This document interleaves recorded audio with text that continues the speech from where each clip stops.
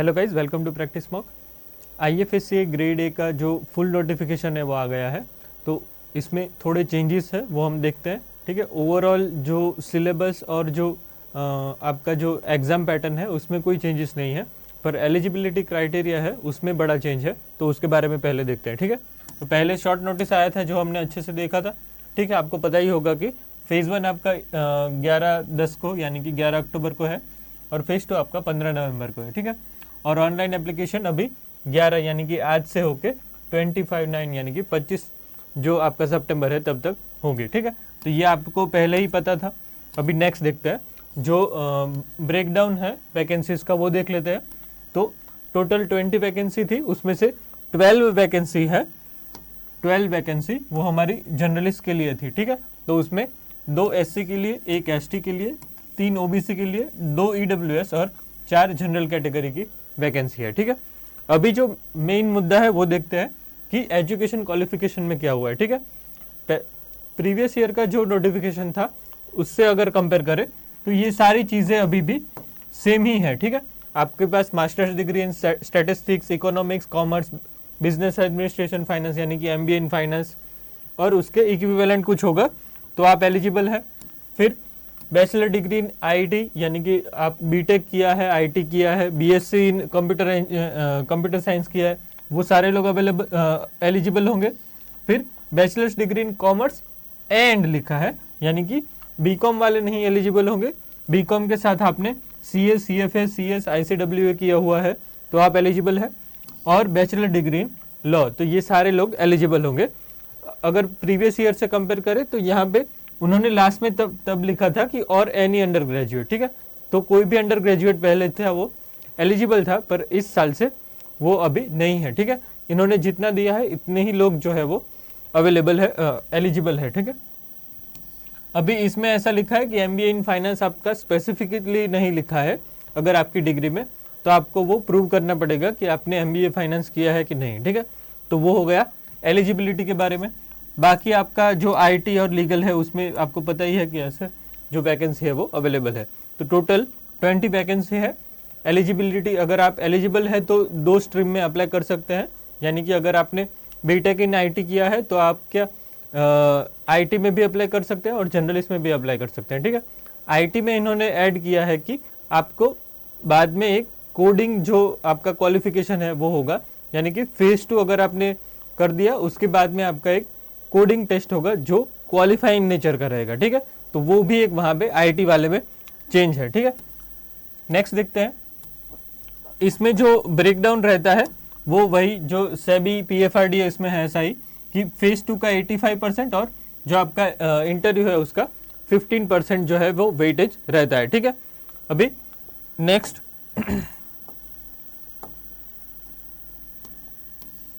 Next अगर देखें तो ये जो भी आपका रिलैक्सेशन होता है, एज रिलैक्सेशन, वो सब लागू होता है। दूसरा ये कि इसमें 60% मार्क्स होना इम्पोर्टेंट हो गया है।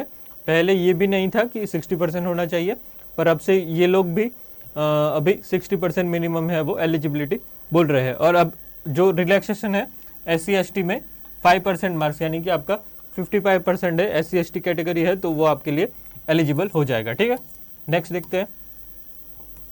एज लिमिट एज ऑन, इसमें भी एक थोड़ा सा चेंज है। जनरली जो अभी जो नोटिफिकेशन आ रही है वो लोग 1 सितंबर रख रहे हैं, पर एज ऑन 25/9 इसमें है जो इन्होंने रखा है। ठीक है, तो 25/9 अगर 1 सितंबर नहीं है, 25 सितंबर है, तो अगर आप 25 सितंबर तक 30 ईयर के हैं तो आप वो एलिजिबल हो जाएंगे। ठीक है, तो ये हो गया आपका एज एलिजिबिलिटी का कट ऑफ।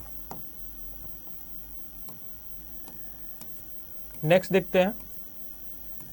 नेक्स्ट है अभी आपका जो एग्जामिनेशन है वो कैसे होगा। अगेन सेम जो लास्ट ईयर का जो भी एग्जाम जो पैटर्न है वही है। फेज 1 ऑल स्ट्रीम के लिए आपका जो पेपर 1 रहेगा उसमें जनरल अवेयरनेस आएगा, फाइनेंशियल सेक्टर से रिलेटेड 25 मार्क्स, इंग्लिश आएगा 25, क्वांट आएगा 25 और रीजनिंग आएगा 25, जो आपका रहेगा क्वालिफाइंग इन नेचर रहेगा, यानी कि आपको इसमें 1 घंटे में 30% जो मार्क्स है वो लाने रहेंगे। ठीक है, और वो 100 मार्क्स का रहेगा। पेपर 2 है उसमें आपको 40% लाने रहेंगे, स्पेशलिस्ट का अलग है, जनरलिस्ट का ये अलग रहेगा। उसमें आपको जो है वो current affair, national and international importance का है वो, फिर ESI हो गया आपका सस्टेनेबल डेवलपमेंट के related, poverty inclusion and demography के related, commerce, accountancy, management, finance, costing, Indian economy, global economy, 5 year plan, ये सब यहाँ पे आप देख सकते हैं। ठीक है, तो ये 40% इसमें मार्क लाना पड़ेगा आपको। तो ओवरऑल क्या रहेगा, जो लास्ट ईयर था वही, ऊपर वाले में 30, इसमें 40%, और ओवरऑल आपका अगर 40% हो रहा है तो आप जो है वो फेज 2 के लिए एलिजिबल हो जाएंगे। इसमें ऐसा नहीं होता है कि आपको मेरिट जनरेट होगा तो आपका मिनिमम कट ऑफ या ऐसा कुछ रहेगा। तो आपका ओवरऑल जिसने भी ये कट ऑफ क्लियर कर लिया वो सब लोग फेज 2 के लिए है वो एलिजिबल हो जाएंगे। फेज 2 की अगर बात करें तो उसमें भी वही कि दो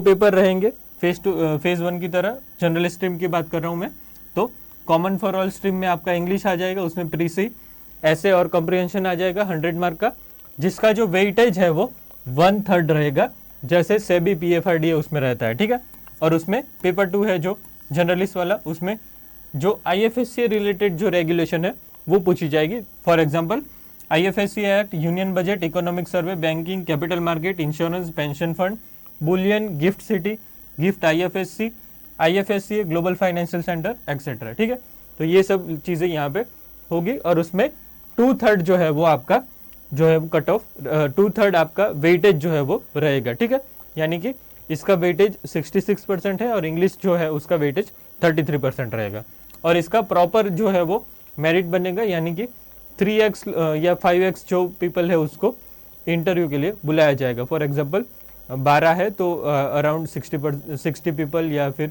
3x पीपल उनसे जो है वो इंटरव्यू में बुलाएंगे। ठीक है, तो ये हो गया आपका फेज 2 के बारे में। ओवरऑल देखा जाए तो एक ही बड़ा चेंज है कि आपका एलिजिबिलिटी जो है वो चेंज हो गया है, जिससे काफ़ी लोग इनएलिजिबल हो जाएंगे। अगर आप इसमें एलिजिबल है तो आप इसमें बिल्कुल अप्लाई कीजिए, क्योंकि अभी कंपटीशन है वो काफ़ी कम हो जाएगा। बाकी जो लोग एलिजिबल नहीं है वो लोग रिक्वेस्ट कर सकते हैं IFSC को, अगर आप करना चाहें तो, कि एलिजिबिलिटी में कुछ चेंजेस लाए, पर जनरली ऐसा कुछ होता नहीं है। पर अगर आप अच्छे से तैयारी कर रहे हैं तो प्रैक्टिस मॉक में जो है वो फेज़ 1 का जो आपका पेपर 2 है और पेपर 1 है, दोनों का हम मॉक टेस्ट प्रोवाइड कर रहे हैं। आप जो वहाँ पे अभी एग्ज़ाम प्रेप सेल भी चल रहा है, तो आप 56% जो है वो डिस्काउंट भी ले सकते हैं। ठीक है, और आप अभी पेपर 2 है वो हमने पहला लाइव कर दिया है, दूसरे 4 पेपर है वो हम देंगे। तो आप अच्छे से तैयारी कीजिए, और all the best for your examination.